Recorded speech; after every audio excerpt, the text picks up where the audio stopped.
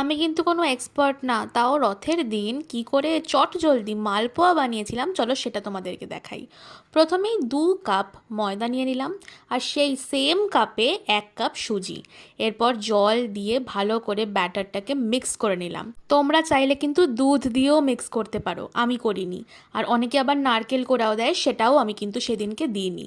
মাত্র 2 চামচ চিনি দিয়েছিলাম, আর দিয়েছিলাম মৌরি। মৌরিটা চাইলে রোস্ট করে নিয়েও দিতে পারো, আমি কিন্তু এমনিই দিয়েছিলাম।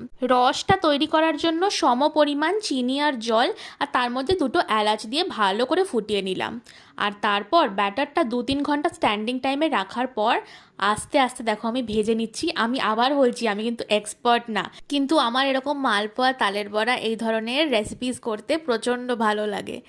তেল থেকে কিন্তু মালপোয়াগুলো তুলে দিয়ে দিলাম রসে, আর এই দেখো আমার সব মালপোয়াগুলো প্রচণ্ড টেস্টি হয়েছিল, তোমরা ট্রাই করো।